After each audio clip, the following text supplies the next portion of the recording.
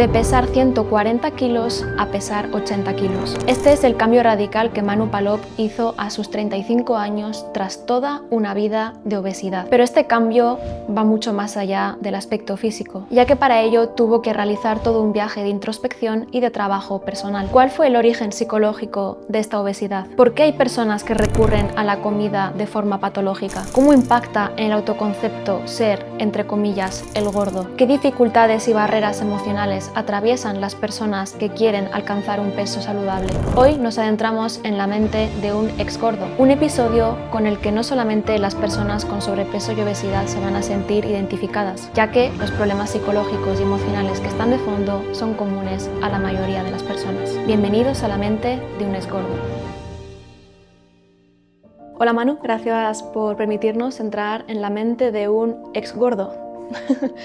Antes de empezar, te quiero preguntar, ¿qué es para ti estar gordo?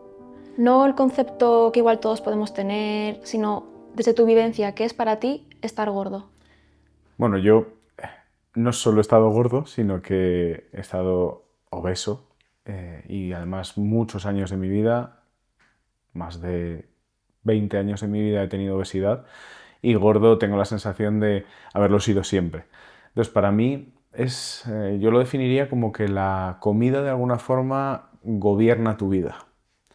Es que desde por la mañana hasta que te acuestas estás siempre con el run run en la cabeza pensando en qué voy a comer, qué me apetece, que siempre tienes ese centro, por así decirlo. Yo había días que me levantaba y que pensaba en, oye, ¿qué voy a comer hoy? Y luego cuando llegue a casa después del trabajo, ¿qué me pido de cena? Porque claro, hoy que me apetece pizza, pues quizá en el trabajo me voy a una hamburguesería y entonces así como hamburguesa y pizza, no como lo mismo, ¿no? Era enfermizo mentalmente. Creo que muchas personas pueden sentirse identificadas con que la comida gobierne tu vida, pero por cómo tú lo planteas es más como la comida da sentido a mi vida, ¿no? Quizás hay otras personas que tienen la comida en el centro de su cabeza como hacer cálculos de qué me merezco, qué no me merezco, o de restricción de qué comí el otro día, así que ahora me castigo de esta manera. Por lo que tú me cuentas, ¿era en ese sentido? ¿Es lo que da placer y estimulación a mi vida? ¿O cómo lo veías? Yo lo veía como una especie de recompensa que en la mayoría de ámbitos de mi vida era exitoso, pues a nivel de estudios había conseguido cosas relevantes, a nivel de trabajo había conseguido cosas relevantes, incluso emprendía a la vez que tenía un trabajo exigente, estaba formando una familia, me había construido mi propio chalet, o sea, era como una vida que tú la veías y decías, bastante redonda, está consiguiendo muchas cosas en su vida. Pero era como la vía de escape, ¿no? La comida era como lo que daba de alguna forma ese estímulo positivo, ¿no? De, vale, ha sido muy duro el día, pero me como esto. Y lo utilizaba a modo de recompensa. Es verdad que también en muchas etapas, porque esto sí que es así, toda persona que está gorda, toda persona, prácticamente todos los días, piensa que tiene que adelgazar. Otra cosa es que lo haga, no lo haga, pero lo tiene ahí dentro dando vueltas.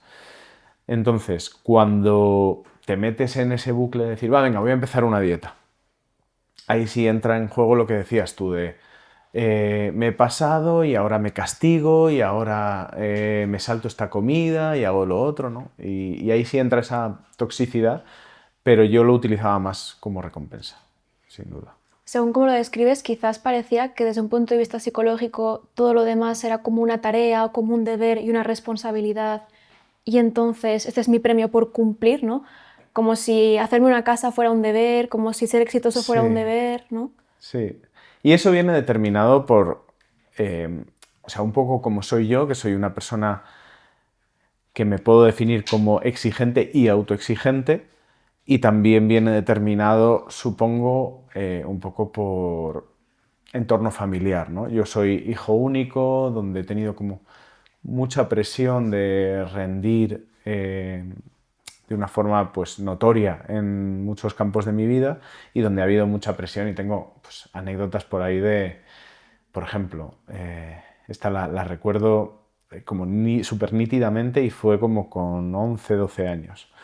En sexto de primaria me dieron un diploma, que era un diploma de honor, por haber sacado un 10 en todas las asignaturas durante los 6 años de primaria. ¿Cómo? Es decir, un 10 en todo en primero, un 10 en todo en segundo, así hasta sexto. ¡Ostras! Y el diploma, yo me acuerdo de todos en el patio siempre me ponía a jugar al fútbol y tal.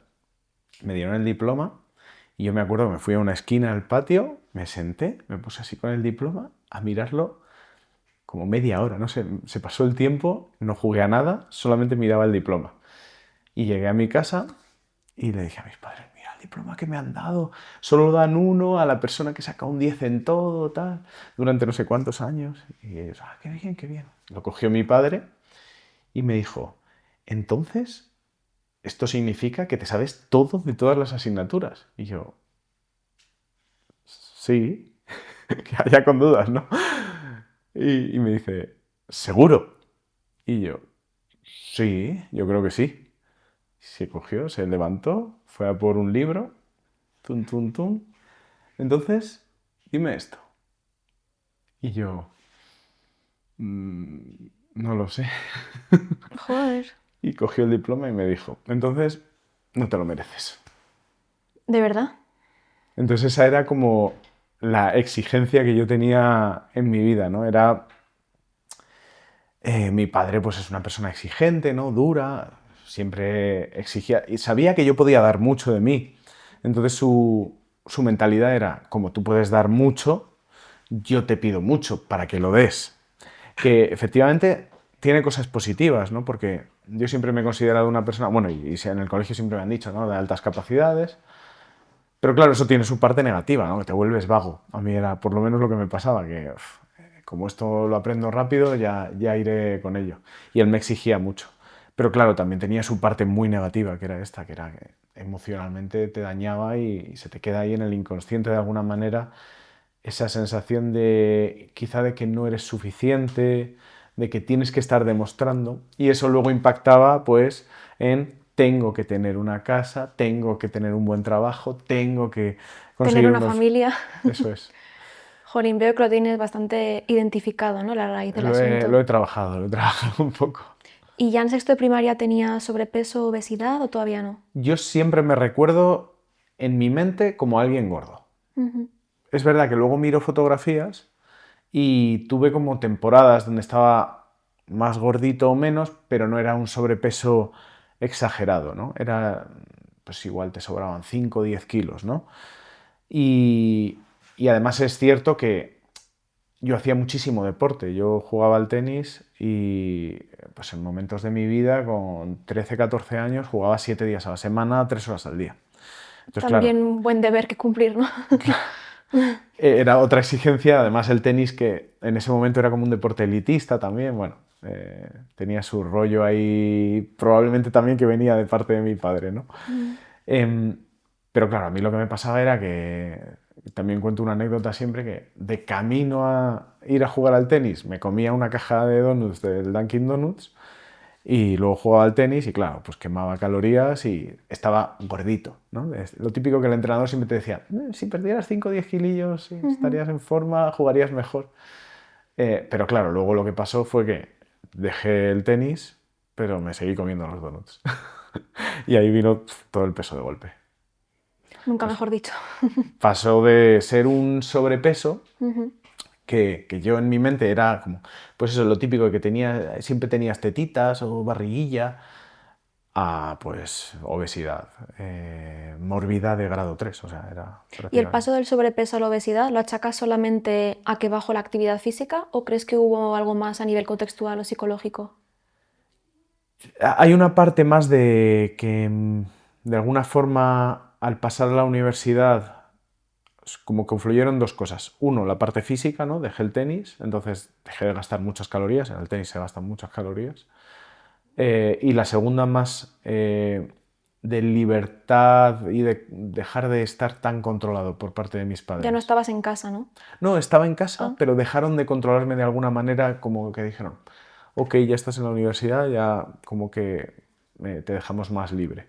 Ujú. Entonces esa libertad hizo que, bueno, que me fuera fatal en la universidad, y de alguna forma pues también eso se reflejó en el peso.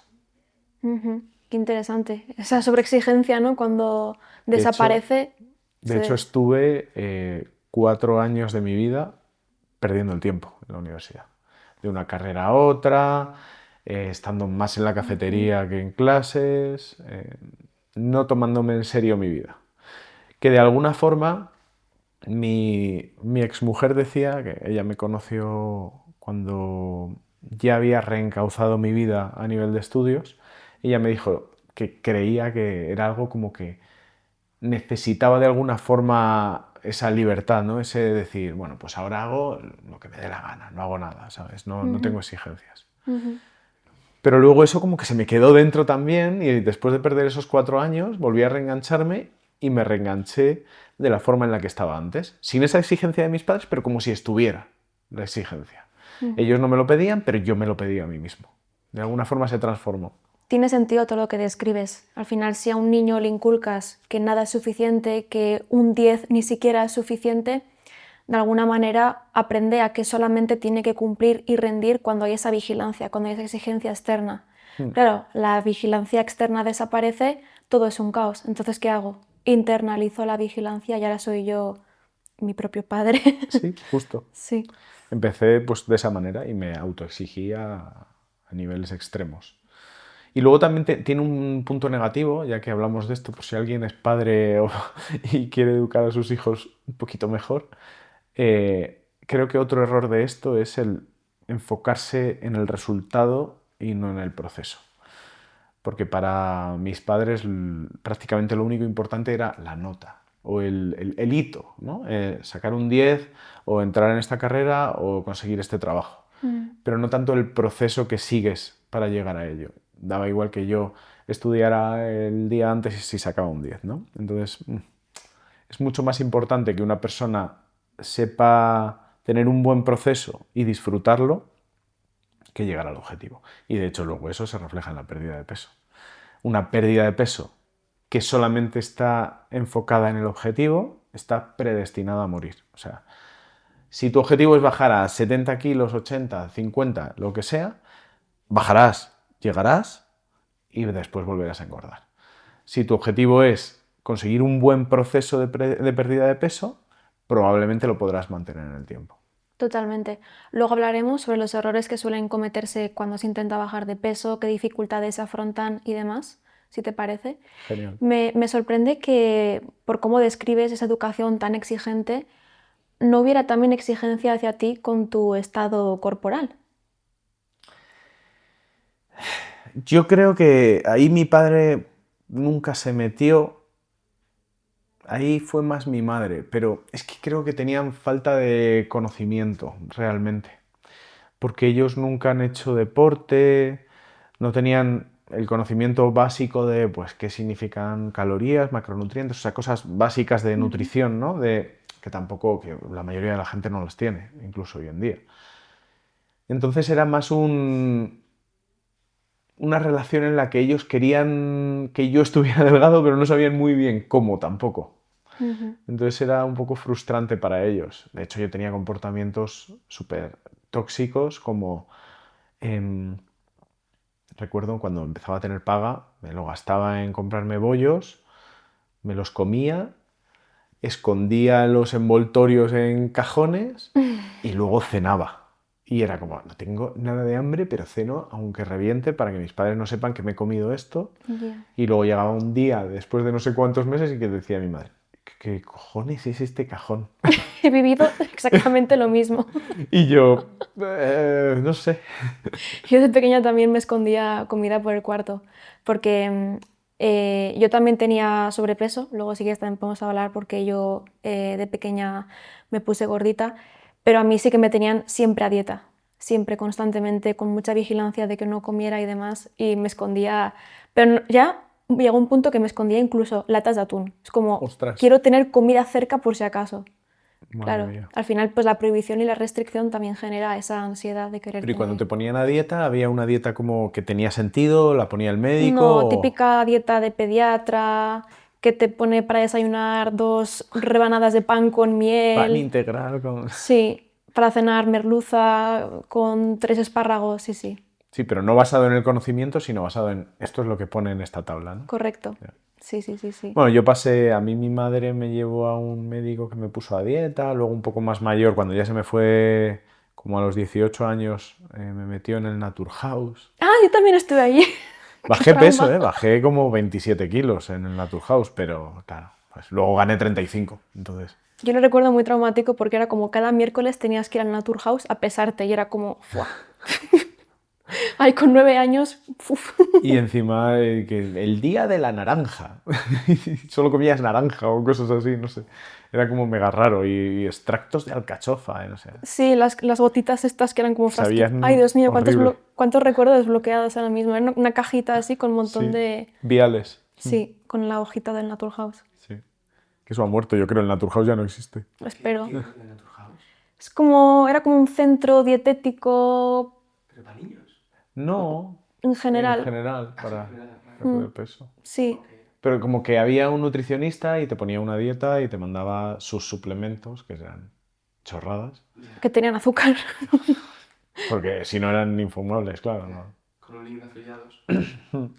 Sí, Y te vendían pues ahí 40 o 50 euros en suplementos a la semana y te llevaban el control. claro. Padres desesperados buscando... El precursor de Herbalife, quizás. No, Herbalife yo creo que ya existía. Lo que pasa es que esto, Herbalife son personas que van a conocerte a tu casa o lo que sea. Esto eran centros físicos. Ya, otro formato. Ya, ya. Sí, Joder. sí. A ver, he de decir que a mí la dieta de Naturhaus me fue mejor que la de la pediatra, eso sí. Pero... Yo bajé 27 kilos también, pero Jolín. claro, es que eso no es sostenible, ningún tipo de esas dietas. Sí. También mientras me describes esa educación tan exigente, con ese punto igual como de frialdad quizás, a veces la comida a nivel psicológico también representa el afecto, ¿no? Cuando eres un bebé, la primera manera que tienes de recibir amor y cuidado es con la comida, ¿no? Entonces, a nivel emocional, la comida es afecto, ¿no? Cuando nos juntamos con personas comemos, cuando queremos a alguien queremos que coma bien, ¿no? Entonces, a veces cuando hay problemas de afecto en casa, se busca a través de la comida. Pues puedes haber tocado ahí algo importante que yo nunca había reflexionado a la hora de verlo ligado. Sí que es verdad que yo he tenido, de hecho, reflexionando lo peor de la relación con mis padres, llegué a la conclusión de que era no sentirme querido. De alguna manera, esto claro, siempre es subjetivo, ¿no? Están las dos caras de la moneda. Simplemente, pues, y luego el tema de los lenguajes del amor, ¿no? Que igual ellos lo expresan de una manera, pero tú no lo percibes. Yo tenía esa sensación de no ser suficiente, de no ser querido, o al menos lo suficientemente querido. Nunca recibía afecto físico, por ejemplo. Yo no recordaba. Bueno, estas navidades me hice un poco de trabajo personal y me acerqué mucho a mis padres pidiéndoles disculpas por cosas y tratando de sanar un poco la relación. Qué bien. Y le di un abrazo a mi padre y recuerdo que pues, no tenía yo recuerdo ninguno de haber abrazado a mi padre. Con mi madre, pues casi 3/4 de lo mismo. Eran como relaciones muy, muy frías, muy distantes, donde yo tenía claro que ellos... O sea, es que es extraño de definir porque yo sé que me quieren y que están ahí para mí, pero a la vez no me siento lo suficientemente querido, ¿no? Es un poco dicotómico porque en principio son dos extremos, pero sientes los dos a la vez. Sientes que sí que te quieren, pero que no lo suficiente, ¿no? Y puede que eso tuviera algún reflejo en la comida. Nunca lo he pensado, pero desde luego era algo que yo padecía. Y también lo he padecido, creo, en relaciones. El hecho... Esto es curioso porque siempre mis mejores amigos todos eran hijos únicos, que yo era hijo único. Y decía, joder, ¿nos juntamos o es que solamente hay, solamente hay hijos únicos ya? Y no, realmente es que nos juntábamos de alguna manera. Era como buscar la persona que tiene hermanos, no sé si tú tienes hermanos, pues Tengo un yo hermano creo mayor. que ahí hay una relación en la que tienes cubierto algo emocionalmente y tus amigos quizá no llegan a una barrera tan intensa, pero el que es hijo único como que busca esa figura de alguna forma de un amigo muy, muy amigo con el que cuentas para todo y estás muy cerca. y tienes esa necesidad de cubrirlo ahí de alguna manera. Y luego pasa cuando eres más mayor con las parejas. Las relaciones son como más intensas. Esto no lo sé si es... no he indagado mucho, pero tengo un amigo que es hijo único y que tuvo un problema a nivel psicológico de pareja y me dijo que en el psicólogo justo le habían dicho esto, que sus relaciones eran demasiado intensas y ponía demasiado en la relación a nivel emocional por el hecho de tener alguna tara emocional anterior de ser hijo único o no sentirse lo suficientemente querido, Ujú. que tenía alguna relación. No sé hasta qué punto, pero era verdad que nos juntábamos entre hijos únicos. Creo que lo raro es no tener taras emocionales que vuelcas en tus parejas, quiero decir. Es probable. La tara de ser hijo único, si no es la del... O sea, Claro, siempre va a haber alguna, ¿no? sí, es complicado ser humano. Realmente sí. Ujú. O sea, que también detectabas que cuando había quizás problemas a nivel afectivos en tus relaciones, quizás la comida cobraba otro protagonismo. No sé si... No sé qué es antes, si el huevo o la gallina. Lo que sí sé es que, por ejemplo, en la relación más larga que he tenido, yo he llevado a un peor camino de relación con la comida a esa persona de lo que ella tenía antes de conocerme. Ujú. Y no sé si a la vez el hecho de la relación, de tener la relación, alimentase mi mala relación o yo también de alguna forma canalizase frustración a través de ahí, o también lo inverso, ¿no? De que yo a ella la llevase hacia ese lugar. Puede ser que ambas también. Ujú. Realmente importante elegir pareja porque eliges una vida, al fin y al cabo. El hecho de... Bueno, yo ahora me he prometido hace un mes y algo. Anda, enhorabuena. Gracias. Y justo es algo que ya tengo 40 años y ahora lo he aprendido. Estaría guay haberlo aprendido con 20, pero es crítico elegir una persona con la que compartes cosas realmente importantes como por ejemplo la salud o el cuidarte Ujú. o el tener una relación afectiva sana. Efectivamente, creo que cuando eliges pareja estás eligiendo la persona que vas a ser, porque es con la que compartes tu vida, compartes tu día a día. Entonces creo que cuando eliges a una persona tienes que estar seguro de esto es lo que yo quiero ser y esto es lo que yo quiero para mi vida. ¿Sabes lo que yo pensaba? Yo pensaba que yo era capaz de cambiar a las personas. Entonces yo decía, me gusta esto y esto, no me gusta esto y esto, no pasa nada, esto y esto lo cambio. Ujú. Ahora he aprendido que es imposible cambiar a una persona, literalmente imposible. Solamente puedes cambiar a alguien si él quiere cambiar. Y ahora he pasado a un modelo, de hecho me ha venido bien haber pasado por todas estas experiencias, porque ahora a la hora de tener hijos, yo por ejemplo no me enfoco nada en decirles lo que tienen que hacer, sino que yo actúo como creo que tengo que actuar para que ellos imiten, espero, ese modelo de comportamiento. Pero no trato de influirles ni de decirles, y de hecho si se tienen que equivocar, que se equivoquen Ujú. y les dejo equivocarse consciente de que se están equivocando. Claro. Exactamente, es muy importante que se expongan a esos errores, a esa frustración, porque si los mantenemos en esa especie de jaula de algodones, pero al mismo tiempo de mucha exigencia, no le permites, ¿no?, conectar realmente con lo que quiere en su vida y con cómo se siente. Justo. Y como te pasó a ti, pues cuando se levanta esa vigilancia, pues ¡pumba! Pues sí, Sí. yo ya te digo, a nivel de pareja pensaba que podía cambiar a la gente y Ujú. simplemente decía, bueno, pues esto no me gusta, pues bueno, como yo soy, yo pensaba que todo el mundo tenía que ser como yo. Yo decía, pues yo soy, a mí me gusta formarme, a mí me gusta tener ambición en el trabajo, me gusta emprender, bueno, pues todo el mundo tiene que ser igual. Entonces, Ujú. el que no lo sea, ya le llevaré yo por ahí, no pasa nada. Y golpe tras golpe tras golpe. Me acuerdo cuando empecé a invertir en bolsa, bueno, descubrí que hoy en día pues parece una tontería, pero descubrí un modelo de inversión basado en dividendos, muy largoplacista, muy poco riesgo, que cuando se habla de bolsa normalmente se habla de otras cosas. Me empecé a escribir un blog, escribí un libro, se lo contaba a todo el mundo y me daba cuenta, digo, pues si les estoy contando algo que les cambia la vida y no hacen nada. Y era como darme golpes de frente, de frente, de frente, hasta que dije, vale, entiendo que es que la gente es incapaz de cambiar. O sea, solamente puedes cambiar cuando algo te inspira y tú tomas la decisión de cambiar. No porque alguien te diga, este es el camino, lo vas a hacer, ni mucho menos. Puedes acompañar a alguien en su cambio, Eso es. pero no puedes cambiarle. Puedes inspirarle y si decide empezar el cambio, acompañarle o incluso guiarle, ¿no? De alguna manera. Pero si la decisión del cambio no es suya, es imposible que cambie. Antes has mencionado algo que era que, aunque tú siguieras comiendo, siempre estaba en tu cabeza el pensamiento de tengo que adelgazar. ¿Cómo era ese diálogo interno, esa batalla? ¿Cómo estaba también tu identidad cuando te mirabas al espejo? ¿Cómo te sentías contigo mismo? Es extraño porque ahí hay una sensación rara, ¿no? Que es que, lo que te decía, yo siempre he tenido la sensación de ser gordo, incluso cuando no estaba tan gordo. Entonces, de alguna forma era algo que me definía, yo era así.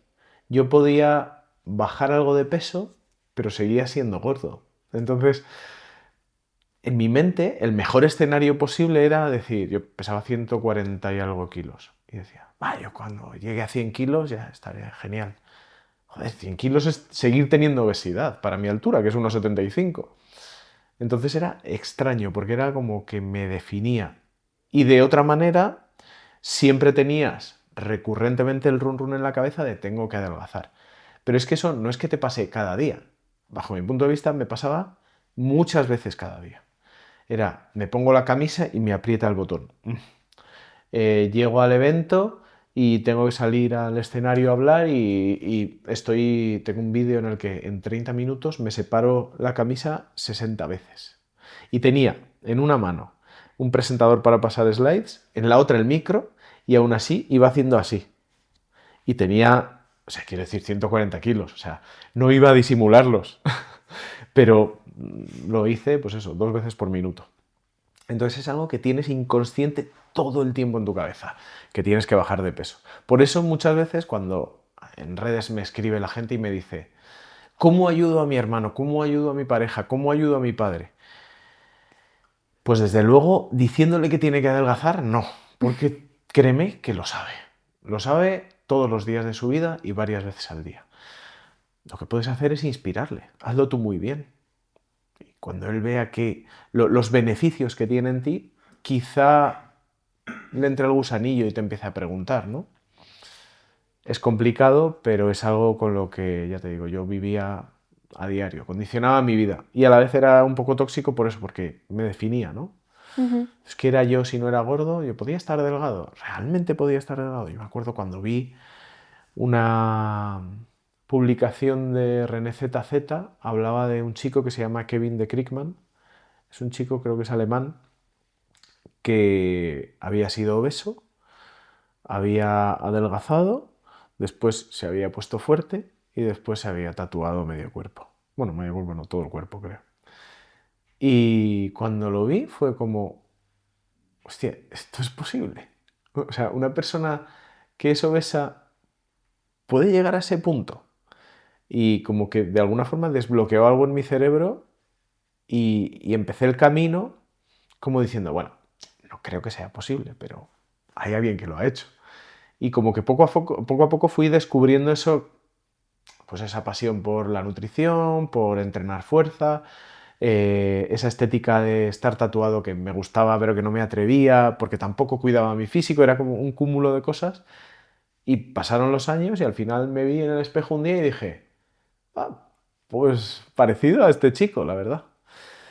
Es algo como complejo, la verdad, de imaginar que puedes salir de esa figura de ser una persona obesa o de ser alguien gordo. Es que has tocado un punto muy importante y que creo que quizás a muchas personas les cuesta entender, y es que a veces puedes construirte una identidad a partir de tener sobrepeso, de tener obesidad, de yo soy Manuel el gordo. Yo de pequeña me sentía que era la gorda de la clase. Y es como que de alguna manera tú crees que eso es lo que eres, que es tu papel y que es lo que te va a tocar ser. Muchas veces también reforzado externamente porque, bueno, pues a veces etiquetan a las personas según diferentes características que muestren, ¿no? Pero yo he hablado con diferentes personas que han tenido obesidad, sobre todo en la infancia y la adolescencia, cuando construyes mucha parte de ese autoconcepto, y son personas que da igual lo delgadas que estén o lo en forma que estén, que de alguna manera siempre siguen sintiendo que son gordos. Yo soy gordo, claramente. O sea, aunque no me veas, yo soy gordo. O sea, a mí me pones 3 postres en la mesa y yo sufro por no comérmelos. Y muchas veces tengo esa sensación de consigo controlarme más, pero hoy me he descontrolado. Y eso que cuido al extremo lo que como. Anoto todo, lo peso, tengo una dieta súper definida. No a nivel enfermizo porque me dejo mi flexibilidad, pero llevo un control bastante exhaustivo de lo que como. Y aún así, pues el día que hay 3 postres en la mesa, me cuesta. Y si hay una bandeja de manolitos, de croissants, de estos pequeñitos, es muy difícil que me pueda comer uno. O sea, me como 2, 3 o 4. Es una sensación de que, aunque yo físicamente no lo refleje, yo por dentro sigo siendo gordo. Es un punto importante, que una cosa es cómo te ves desde fuera y otra cosa es si has sanado realmente la relación con la comida. Hace poco grabamos aquí un podcast con una psicóloga experta en TCAs y es muy interesante cómo ese patrón de restricción muchas veces lo que después genera es impulsividad, descontrol y demás. Me pregunto si quizás no hubiera esa rigidez en el día a día, si después no habría esa necesidad, ¿no? Yo tengo la sensación de que si yo tuviera que tomar una decisión de qué tengo que comer cada vez que tengo que comer, me equivocaría muchas veces. Entonces, lo que trato de hacer, por suerte, trabajo en casa y tengo a una persona en casa que me cocina. Entonces, trato de tener una dieta equilibrada y sana, que eso sin planificación es un poco complejo en el punto en el que estoy yo, ¿no? De que digo, oye, pues quiero tener tantos gramos de proteínas diarios, tantos gramos de grasa y además que sean saludables, pero también quiero el suficiente omega 3 y también quiero la suficiente fibra. Eso, si no te pones a armar platos y a pensarlo, es complejo. Entonces, conjugo eso, lo que hago es que me fijo una comida y una cena que son invariables siempre y eso son a lo mejor la mitad de calorías de mi día, o 60%, depende de si estoy en déficit o no.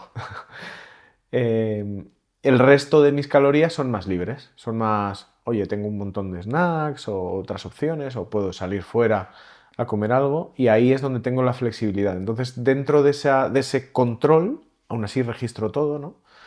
Tengo cierta parte de rigidez y cierta parte de flexibilidad. Pero me ayuda el hecho de limitar la toma de decisiones. Yo tomo la decisión cuando cambio mi planificación de dieta y ya está tomada la decisión. Sí, entiendo que al final te quita carga mental el organizarlo y delegarlo, pero creo que realmente hay una sanación de la relación con la comida cuando ya deja de gobernar tu cabeza, ¿no? O sea, yo, por ejemplo, soy capaz perfectamente de ir a un restaurante y no pedir postre, pero por dentro me apetece pedir postre. Es decir, se hace desde una rigidez, ¿no? Claro, o de alguna... No lo sufro, pero me apetecería, no lo sé, es complejo. Es complejo, la verdad. Antes, por ejemplo, no había una sola vez que no fuera a un restaurante y no pidiera postre. Ahora puedo no hacerlo, pero es verdad que por Si se lo dentro... pide alguien y tú estás viendo que... Y puedo probarlo a lo mejor, pero tengo esa sensación de que me gustaría tomarlo, sí, de alguna manera. Es que es complicada la relación con la comida.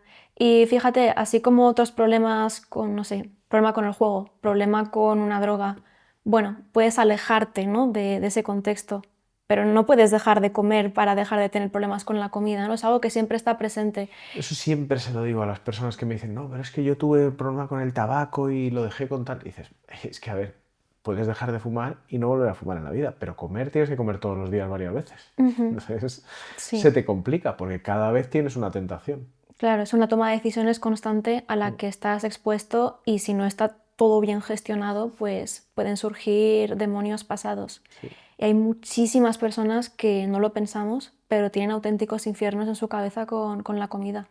Cada uno lo camufla de distintas maneras, ¿no? Y a cada uno se le va por diferentes métodos. Pero hay muchas personas que sí que tienen eso. Sí, sí. ¿Vale? Vamos a hablar de cuando ya llega ese punto en el que tú dices, vale, ya no estoy un poco gordito, tengo obesidad, esto es serio. ¿Cómo fue ese proceso? ¿Te ibas dando cuenta gradualmente o de repente un día dijiste, madre mía, ¿dónde he llegado? Esto es muy extraño, o al menos yo lo veo de forma muy extraña, porque yo no fui como muy consciente de ese proceso cuando gané, pues a lo mejor gané 40 kilos en cuestión de un año o dos, fácilmente. Y yo no fui muy consciente de eso, y de hecho cuando llegué al punto máximo tampoco era muy consciente de que fuera muy diferente de previamente. Mentalmente seguía siendo gordo simplemente. Entonces, no sé, no soy capaz de entenderlo ni yo mismo cuando lo pienso en retrospectiva.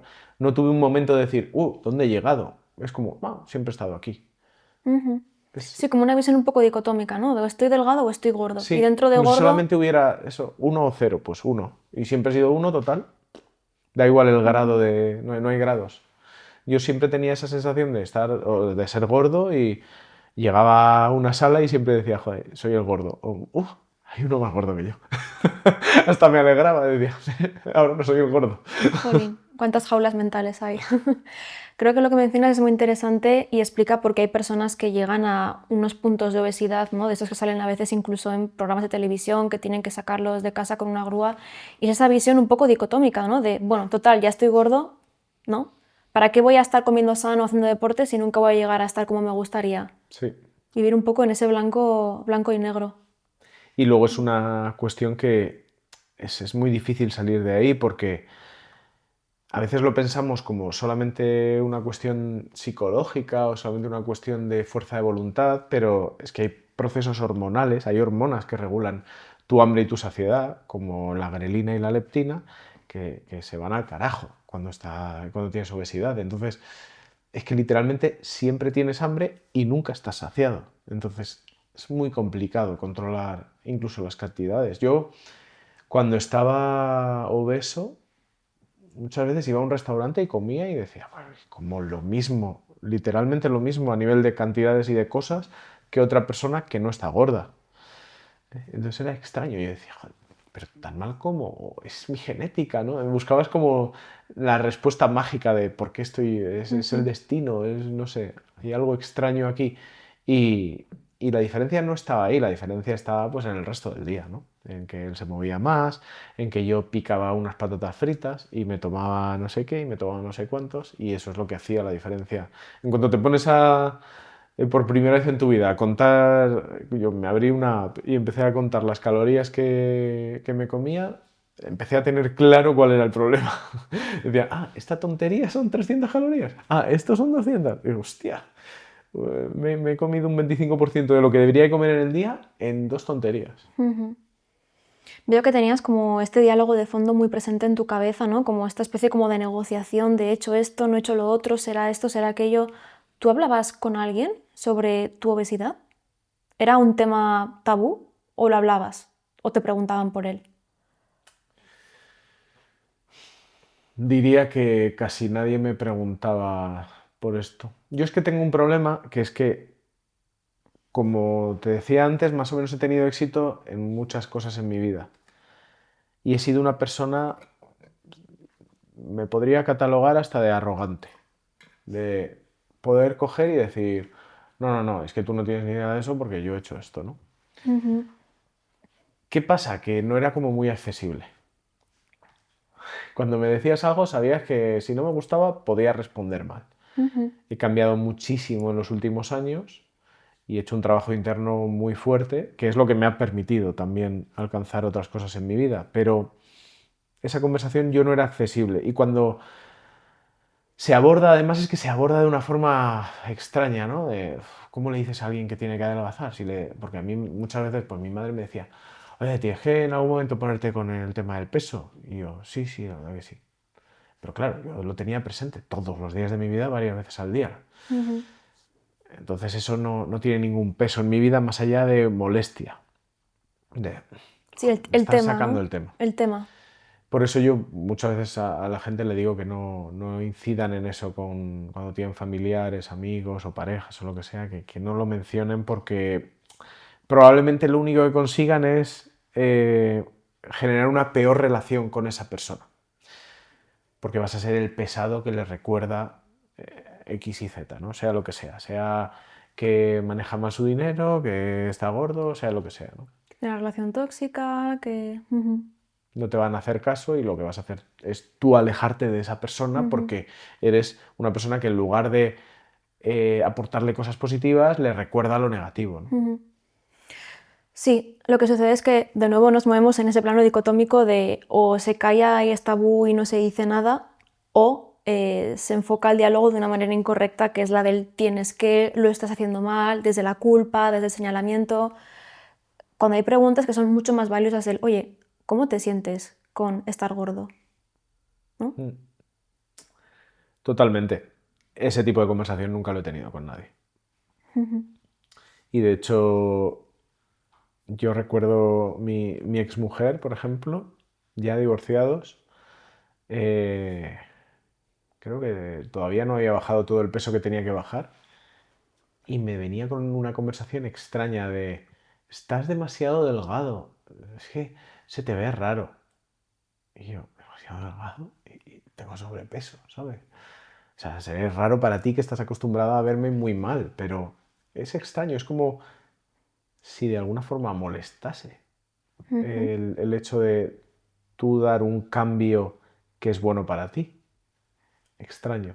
Porque además con ella viví el proceso como inverso, ¿no? Ella estaba delgada y yo gordo y acabamos la relación casi al revés, ¿no? Yo estando más delgado que ella. También porque yo le llevé a malos hábitos, ella tampoco es que tuviera unos hábitos especialmente buenos, ¿no? Ujú. Pero sí es cierto que yo creo que hasta mis padres también me han dicho alguna vez de, "Ah, igual estás adelgazando demasiado". O cuando les dije por primera vez también, había llegado ya a mi peso, llevaba mucho tiempo haciendo déficit, me resentía un poco en el rendimiento tanto en el gimnasio como al descansar y dije, va, por primera vez en mi vida, desde que he adelgazado, voy a Voy a hacer hacer una un etapa de superávit. superávit. Jodido para una persona que ha estado obesa, ¿eh? Ujú. El ver la báscula subir. Y se lo dije a mis padres, que voy a hacer esto tal. Ten cuidado, a ver si vas a volver a engordar. Ujú. Y yo, a ver, es la idea, o sea, engordar, pero, joder, con todo este camino que he recorrido, ¿no tienes ni un poco de confianza en que ya controlo toda la situación y he aprendido tanto sobre esto como para no repetir el error? Muy, muy complicado ayudar a las personas que queremos. Mm. Hay que dar muchas herramientas, no solamente a que las personas mejoren, sino también en ayudar a otros, porque Sí. realmente es algo clave en el camino. Es difícil porque eso, muchas veces queriendo ayudar perjudicas Ujú. y la gente no sabe cómo ayudar. Ujú. Vamos, yo mismo a mí me cuesta muchas veces. Es que realmente tienes que pensarlo muy bien o tener herramientas a la hora de ayudar. Sí. Y a veces incluso directamente preguntar, ¿no? A veces nos calentamos mucho la cabeza con debería decir esto o lo otro, ¿no? Oye, ¿cómo necesitas que te ayude? ¿Qué es lo que te hace falta de mí ahora mismo? Mm. ¿No? ¿Qué te sienta bien? ¿Qué te sienta mal que te diga? Sí. A veces hay que simplificar. Sí, es Sí. más sencillo que en lugar de centrarse en el Ujú. otro, centrarte en ti. Oye, ¿qué puedo hacer yo por ti? ¿No? Ujú. Mm. Vale, entonces llegaste a ese punto de engordar 40 kilos en un año. ¿Y qué pasó? Año y algo. Pues me mantuve en ese peso más de 15 años. ¡Wow! 15 años. Sí, con vaivenes de más 5 menos 5 o más 10 menos 10, pero más o menos ahí estuve desde los 18 19 años hasta los 35 años aproximadamente. Teniendo pues eso, obesidad de grado 3 y claro, era... Yo luego me mentía a mí mismo muchas veces, me decía, bueno, pero joder, en cuanto te pones un traje, no te queda casi mejor que a otros. O me ponía a hacer deporte y jugaba al pádel Y yo me engañaba y me decía, joder, corro más que otros que están en forma, que era verdad, pero porque yo, claro, había hecho tanto deporte que tenía de alguna forma una buena predisposición a hacer deporte.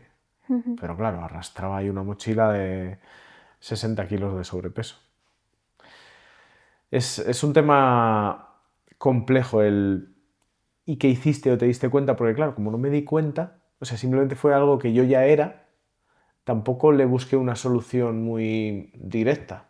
Entonces sí, hubo muchos tipos de dieta que intenté, pero unos duraban 2 meses, otros 4 meses, bajaba peso, volvía a subir, como no entendía nada, simplemente seguía unas instrucciones de tienes que comer esto y punto.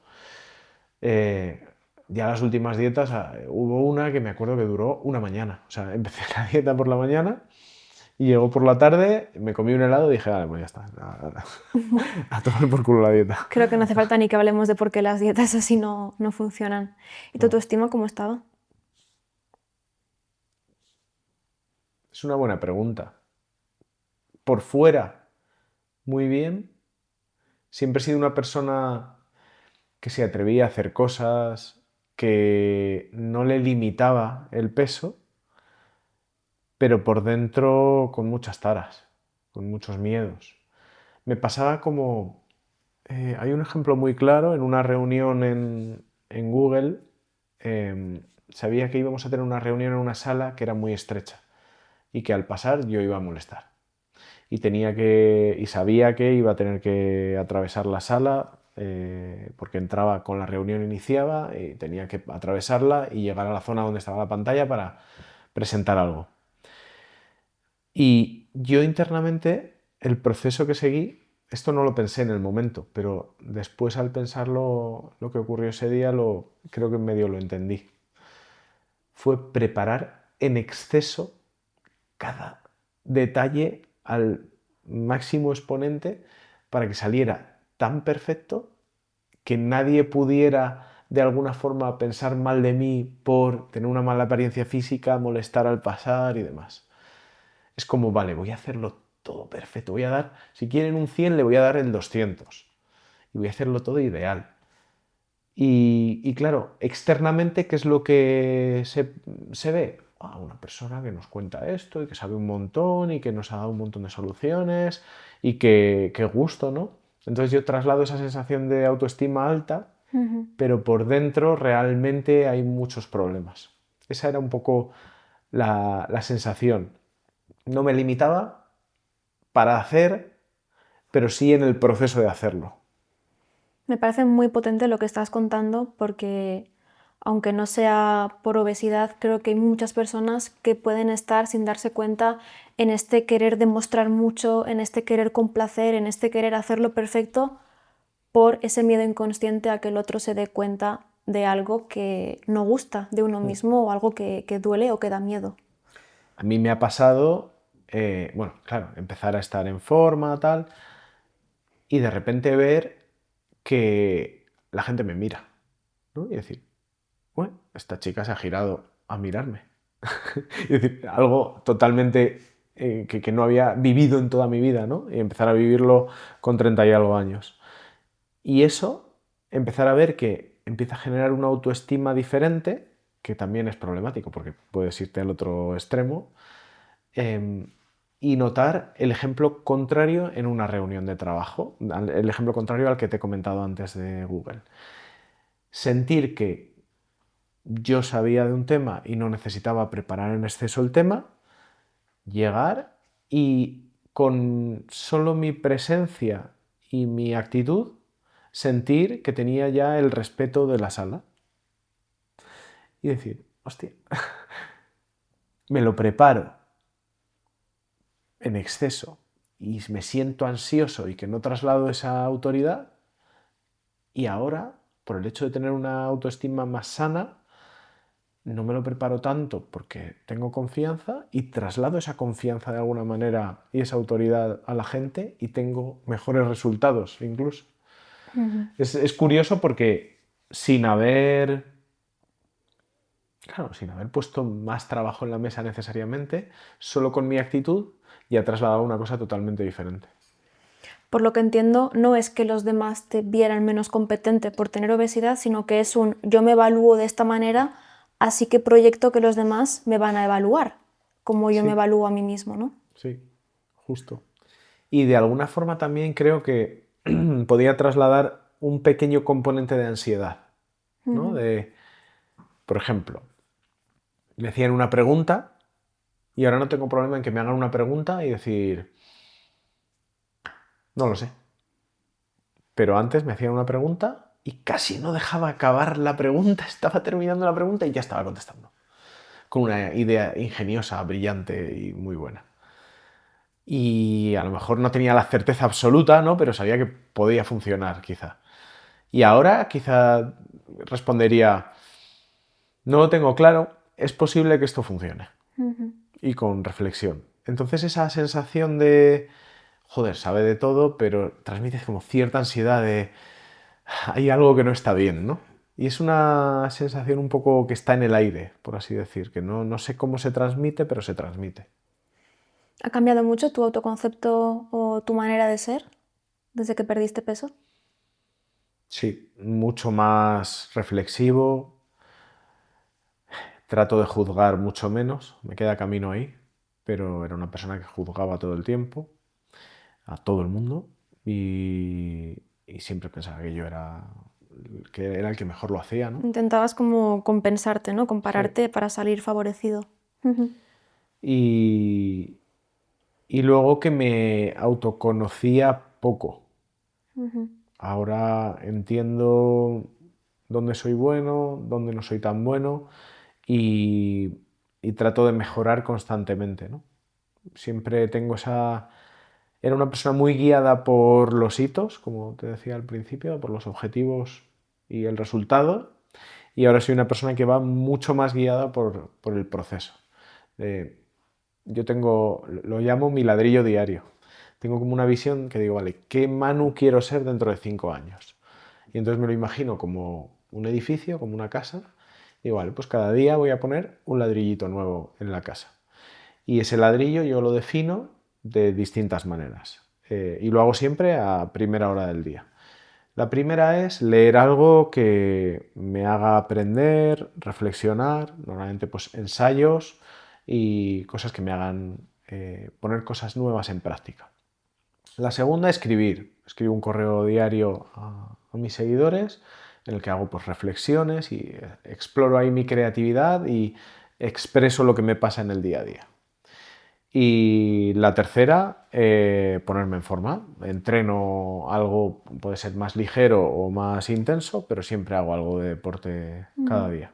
Ahora estoy incorporando la meditación, poco a poco. Igual esta pregunta es un poco rara, pero ¿qué pensabas de otros gordos y de otras gordas? Que no eran como yo.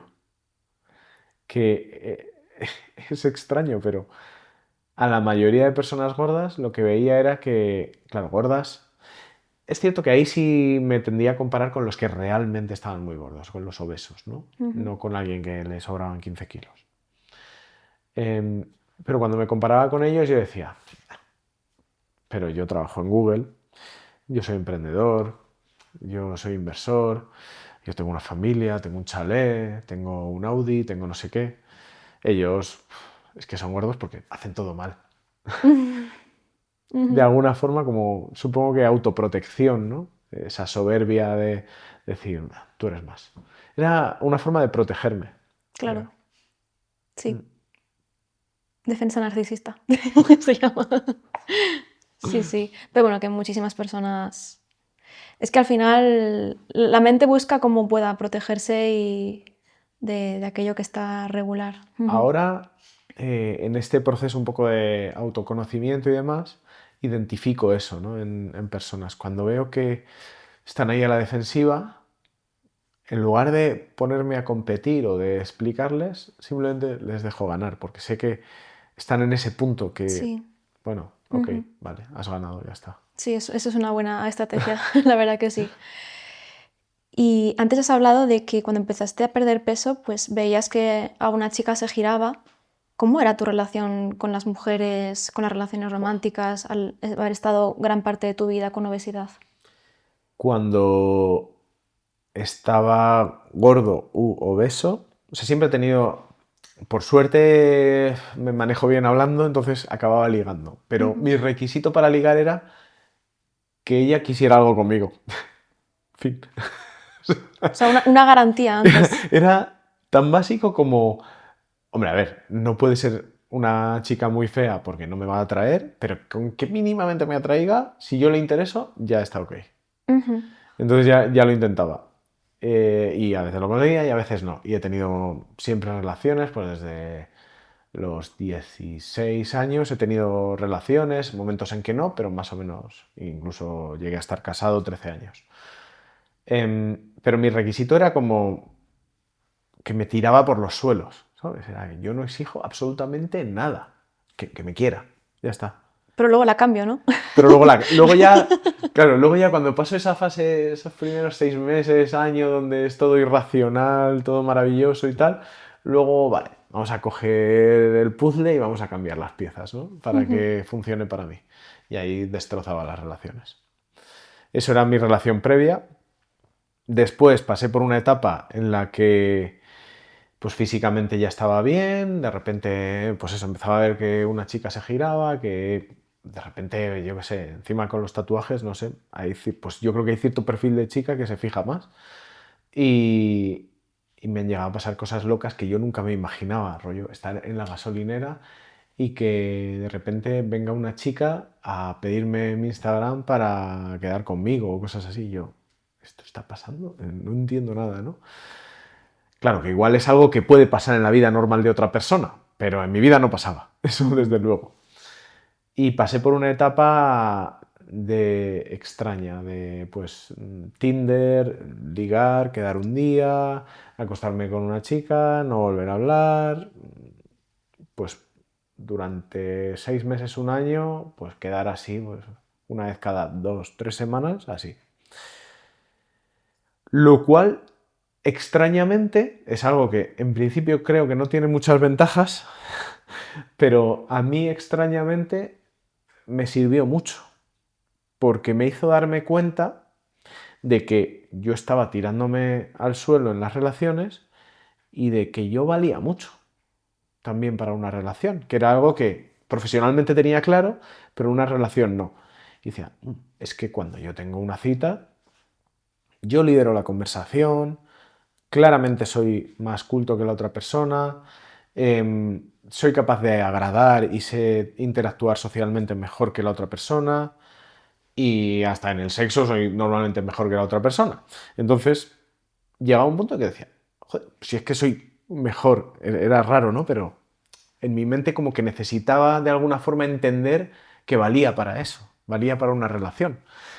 Y me ayudó el hecho de como haber pasado con esa etapa de bastantes chicas y tal, el darme cuenta de que, ok, tú vales mucho y entonces ahora pasas a otra fase y pasé a una fase en la que dejé de quedar ya con nadie puntualmente. Es como que aprendiste que podías elegir. Eso es, que podía elegir, que de repente se abría un campo nuevo en el que yo podía decir, quiero elegir una persona que realmente me aporte mucho. Y bueno, y por suerte, es verdad que era un poco escéptico, porque digo, igual pides demasiado, ¿no? Es como encontrar una aguja en un pajar, sobre todo cuando tú ya te estás trabajando mucho, ¿no? Y ya dices, joder, es que cuido mi físico, es que cuido mi cabeza, es que aprendo todos los días, es que soy ambicioso, es que bla, bla, bla. No, te pones a sumar cosas y dices, si quieres a alguien que pueda cumplir tus expectativas, no va a ser cualquier persona que te cruces por la calle. Y muchas veces la atracción a veces es irracional también, ¿no? Es una cuestión de me atrae mucho esta persona. Y luego puede llevarte a problemas si no lo analizas. Y por suerte eso me hizo, pues eso, tener esa etapa más reflexiva, escéptica incluso de decir no voy a encontrar a nadie.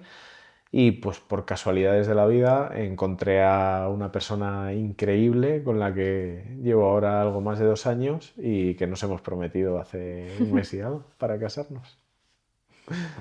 Te voy a preguntar algo un poco extraño. ¿Crees que la obesidad en un hombre es igual que la obesidad en una mujer?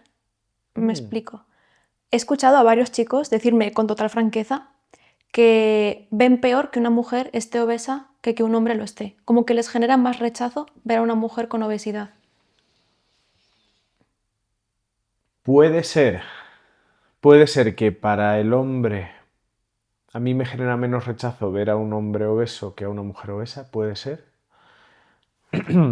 Depende de los grados, ¿no? Pero creo que la vida de una mujer obesa, claro, igual estoy sesgado, soy un hombre, pero Inevitable. creo que la vida de una mujer obesa es un poco más fácil. Ujú. Porque, por ejemplo, a nivel de tener pareja, creo que un hombre obeso lo tiene más jodido que una mujer obesa. Ujú. Porque la mujer, por el mero hecho de ser mujer, tiene más capacidad de elección. El hombre creo que lo tiene un poco más complicado en ese sentido. Es verdad que en otros aspectos de la vida, igual a nivel profesional, puede ser peor ser mujer obesa que hombre obeso. No sé, luego también esto depende mucho, ¿no? Porque hay gente que te dice, es que yo como soy obeso no he conseguido esto o lo otro.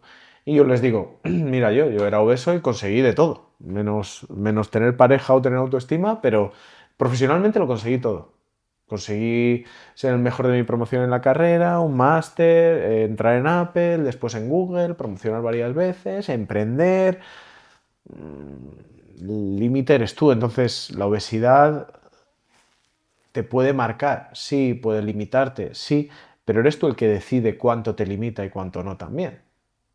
Entonces yo de alguna forma decidía que profesionalmente yo lo iba a conseguir sí o sí, ¿no? Es complejo, no sé en qué se basaban ellos cuando decían, por ejemplo, que creían que era peor una mujer. No me lo sabían argumentar, o sea, reconocían que era algo totalmente irracional y extraño, en el sentido de que si ven a una mujer con obesidad por la calle, como que les genera rechazo en el sentido de, está gorda, ¿no? Y como que si ven a un hombre gordo, ni siquiera se percatan. Eso es lo que me decían. A ver, cánones de belleza, ¿no? Ujú. Bueno, estoy preguntándole. Sí. Claro, o sea, me refiero. Ujú. Puede ser, no lo sé. A mí, yo ahora tengo una sensación extraña, medio empática con las personas obesas, ¿no? Incluso me pasa una cosa curiosa. El otro día, hace un par de días, estuve en el evento de Mario Alonso Puig, que era en Gran Vía, en el teatro donde está el Rey León. Los asientos eran bastante estrechos, que yo tampoco es que yo sea pequeño, pero yo con los codos estaba así. Y al lado se te sienta alguien que le sobra un poco de peso y le ves que está sufriendo. Sí. Y dices, joder, yo también lo he sufrido, macho. Que los putos asientos estos, ¿quién cojones los ha diseñado? Entro en esa parte empática. No sé, no sabría decirte si veo peor o mejor un hombre o una mujer. Creo que, ya te digo, depende del aspecto de la vida, tiene ventajas o desventajas, pero yo, de forma irracional, así, lo que me transmite, es más la persona que la obesidad en sí.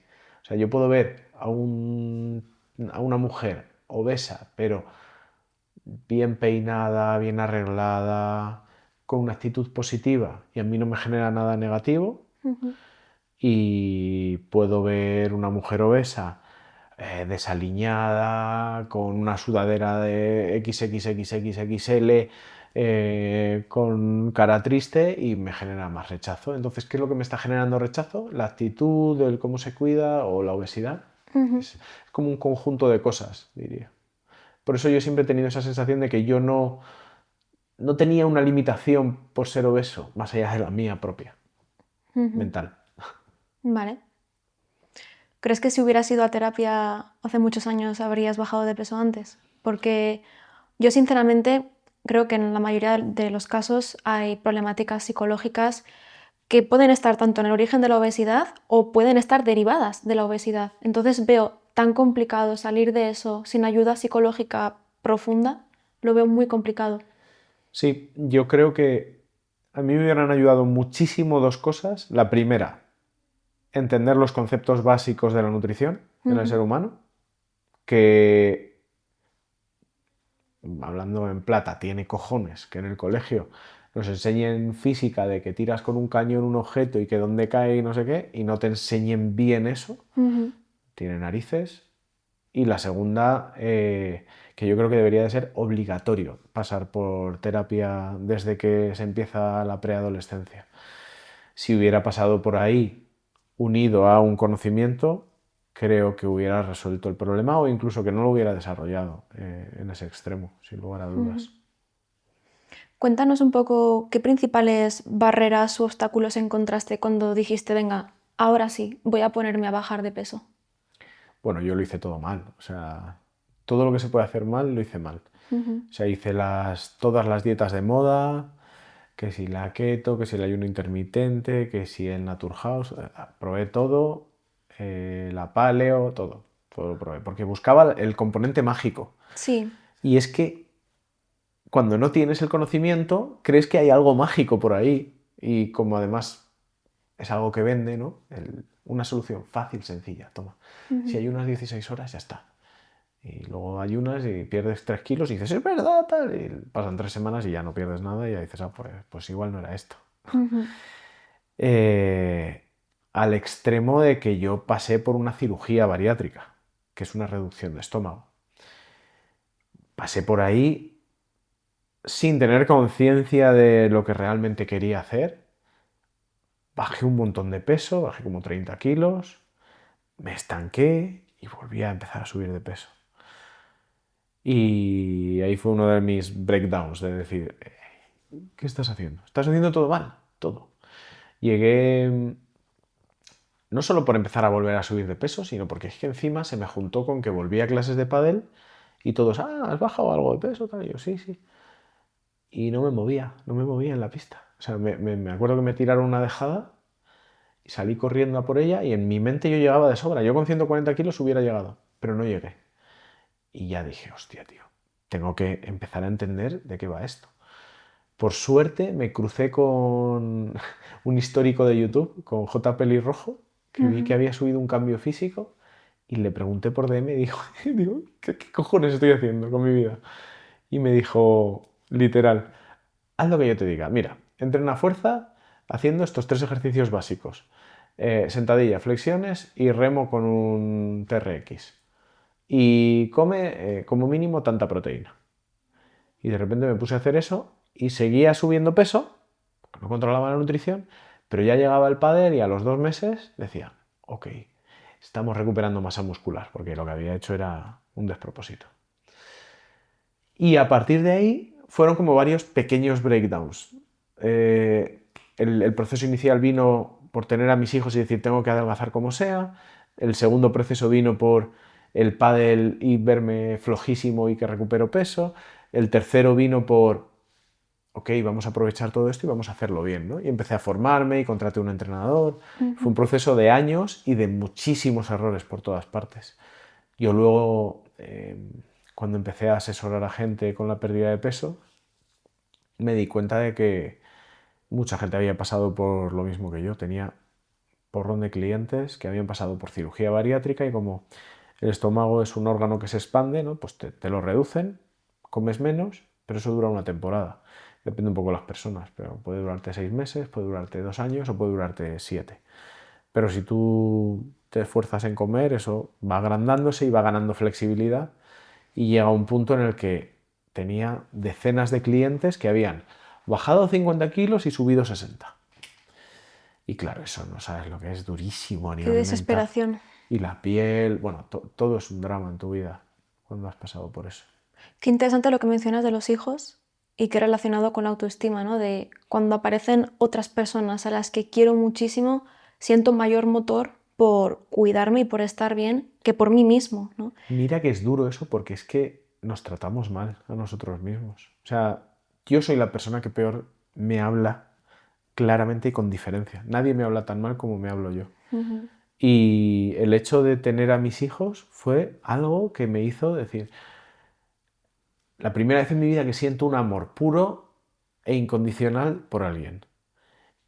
Y por ellos tengo que hacer este cambio. Y no sabía ni cómo, ¿no? Y empecé haciéndolo fatal, ya te digo, pero era una determinación de alguna forma lo tengo que lograr. Era un para qué, un por qué. Sí. Y era, sí, yo creo que pasa mucho, que a muchas personas les pasa que necesitan ese estímulo externo de otra persona por la que hacer algo. Muchas veces los padres dicen, yo haría cualquier cosa por mi hijo, ¿no? Y es como, ok, pero qué tal cuidarte, ¿no? Y estar bien. Eso es muy importante para ellos, muchísimo más. A veces es como, no, tengo que dejarme la piel en que todo esté perfecto para ellos, en que lo tengan todo, y es como, de lo más importante para los hijos es que sus padres estén bien. Entonces, cuidarte y priorizarte también es cuidarles a ellos y priorizarlos. Eso lo digo también mucho cuando hay gente que me dice, ya, pero tú entre que entrenas, que no sé qué, que no sé cuántos, ¿cuántas horas pasas con tus hijos? Y además divorciado, tal. Y digo, bueno, pues las que paso, que son las máximas que puedo, las paso con el máximo de calidad posible. Juego con ellos a todo, corro, salto, me tiro al suelo y lo puedo hacer porque estoy en forma. Correcto. Creo que algo que también está muy presente en las personas que intentan bajar de peso y que finalmente no lo consiguen es eso, de nuevo, el modelo dicotómico de o estoy a dieta o no estoy a dieta, ¿no? Entonces, o estoy midiendo milimétricamente todo y siguiéndolo y estoy a dieta aguantando y cuando ya falla algo, pum, lo dejo y me voy por completo. Yo lo llamo persona 0-100. Es persona que pasa de Sí, 0 a 100 y luego va de 100 a 0. totalmente. De voy a empezar a entrenar. Pues ¿cuántos días? Pues todos los días. Pues no, pues entrena 2 días de primeras. Y ve avanzando poquito a poco. Y también el autosabotaje. Esto es lo que siempre he conocido, es mi zona segura, aunque sea un infeliz aquí y desgraciado, es lo que conozco, es donde me siento seguro, es donde siento control y predictibilidad de lo que va a pasar. Entonces, claro, el proceso de cambio es duro, hay mucha incertidumbre, hay incomodidad, y entonces a veces, ¿qué pasa? Me vuelvo a mi punto de salida, que es donde estoy cómodo. Ahí eso se nota muchísimo en personas que te dicen, ¿cómo te quedó la piel? Porque, claro, es que tengo que bajar mucho peso y luego me da miedo cómo vaya a quedar la piel después del proceso. Y le digo, el problema que tienes ahora no es el de la piel, es el de la grasa. Pierde esa grasa, hazlo bien, yo te puedo dar ciertos consejos para minimizar eso, pero ese será un problema del futuro. Y además estarás mucho más sano y mucho más contento. No te centres en cuál será el problema cuando lo consiga. Si es difícil ya conseguirlo, primero consíguelo. A veces es más cómoda la idea de, no, Así yo no evito, sé. así evito ese problema. Correcto. No soy capaz de hacerlo, así que mejor me quedo donde estoy. Además de este 0 o 100, de este autosabotaje, me imagino que también habrá muchas emociones, ¿no? Como el miedo, la culpa constantemente presentes, también el fallar a los demás, ¿no? Mucha presión externa de que, imagínate, pues alguien te dice, oye, estás bajando de peso, qué bien lo estás haciendo, ¿no? Y claro, volver dentro de una semana así que te vean que has vuelto a engordar, también es muy duro, ese fallar a los demás. ¿Qué otras dificultades a nivel emocional crees que pueden tener las personas en este proceso? Bueno, antes de entrar en esas dificultades, yo lo que considero que es crítico para que una persona realmente pueda bajar de peso y tener más seguridad a la hora de ese tipo de conversaciones, ¿no? De que luego pueda surgir el he vuelto a ganar peso.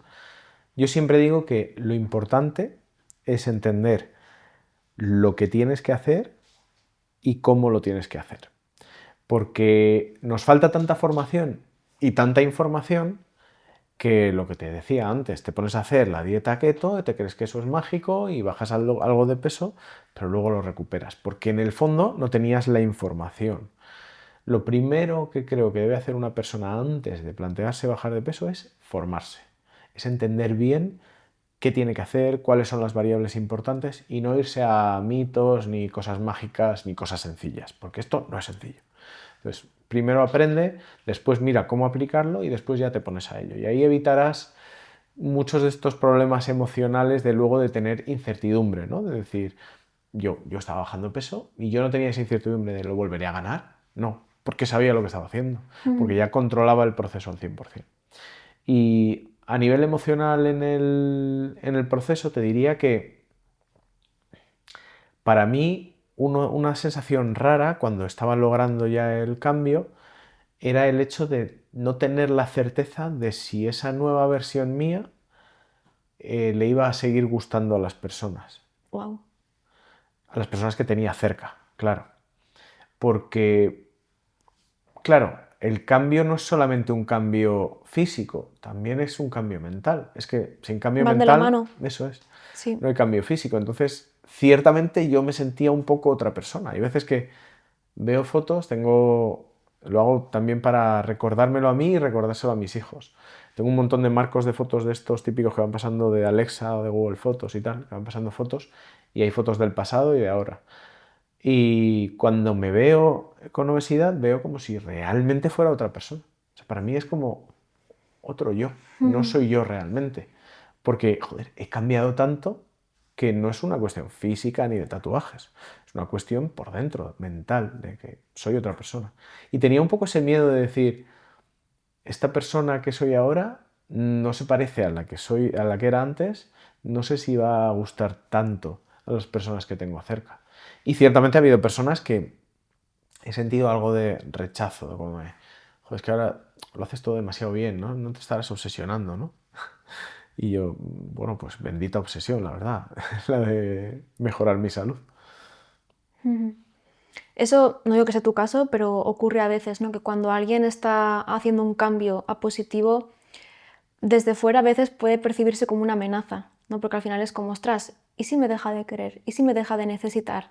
¿Y si cambia? ¿No?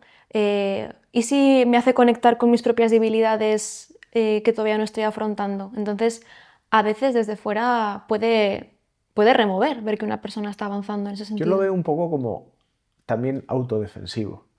Es como, joder, a ver si te estás poniendo muy fuerte, ¿no? A ver si te vas a obsesionar con tal.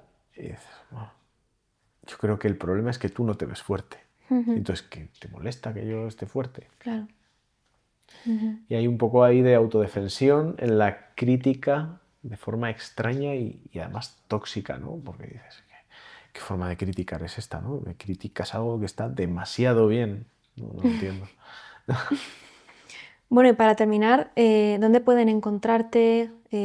¿A qué te dedicas ahora? ¿Cómo pueden obtener más información? Porque hemos hablado sobre todo de la parte psicológica y habrá gente que quiera informarse de otras perspectivas dentro de este proceso.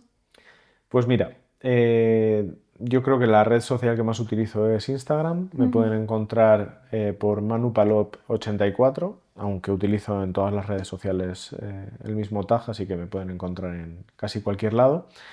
A lo que ahora me dedico y lo que creo que realmente pone en valor todas las habilidades que he ido aprendiendo es hacer mentorías y consultorías. Lo centro, por una parte, como te decía, por mi trabajo en Google, emprendimientos y demás, lo centro en parte de negocio, pero no lo dejo solo en negocio, sino que también meto toda esa parte de salud que he ido aprendiendo en el proceso y de mentalidad.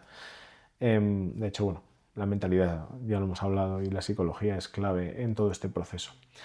Entonces trato de ayudar pues, pequeños emprendedores o CEOs de empresas o también personas que a lo mejor tienen una vida atareada y que también quieren ponerse en forma, también les echo una mano con esto. Y tengo una comunidad, también tengo un correo diario que en mi página web se puede apuntar todo el mundo, en manupalop.com, y a través de todos esos métodos trato de un poco de contribuir con lo que he aprendido estos años. Creo que de las mejores cosas de haber conocido las sombras es luego tener el conocimiento y las ganas de querer ayudar a otras personas a salir de ellas. A mí es lo que más me llena ahora mismo, porque estoy en una etapa de mi vida en la que yo no necesito el dinero, entonces me hizo también eso crecer, ¿no? En autoconocimiento y decir, vale, ¿y qué quieres hacer en tu día a día, ¿no? Y una de las cosas que descubrí que más me llenaba era conseguir trascender un poquito más allá de mí, ¿no? De, ok, tú lo has hecho muy bien en algunos campos, en otros te queda crecimiento, pero trascender de mi persona a otras personas ese conocimiento, pues descubrí que me llenaba enormemente y que cuando consigo que una persona alcance sus metas gracias a consejos que yo le pueda dar, me hace sentir genial. Qué bueno. Pues muchas gracias, Manu. Muchas gracias a ti. Esto es En la mente de, el podcast de psicología en el que en cada episodio nos sumergimos en lo más oculto y profundo de la mente de diferentes perfiles. Un podcast para aquellos que buscan comprender, analizar e investigar sin juzgar tanto lo más oscuro como lo más luminoso de las personas. ¿Tienes una historia para contarnos? Si quieres abrirnos tu mente, escribe a enlamentedepodcast@gmail.com y háblanos de tu caso. ¿Quieres adquirir las herramientas y conocimientos más interesantes y útiles de la psicología? Visita mindhandacademy.com y entra a la formación online de psicología por la que que ya han pasado más de 4.000 alumnos. Si eres psicólogo o estudiante de psicología, no te pierdas la formación online más práctica donde aprenderás a dar terapia. En Mindham Pro analizamos sesiones de terapia de casos reales de pacientes que atendemos y que han dado su consentimiento. Esta es la mejor manera de adquirir experiencia como psicoterapeuta. Si estás pensando en hacer terapia, puedes pedir información sobre nuestros profesionales en claudianicolasa.consultas@gmail.com. Y si tienes cualquier duda y deseas recibir información sobre lo que ofrecemos, puedes escribirnos por WhatsApp al +34 679 65 89 30.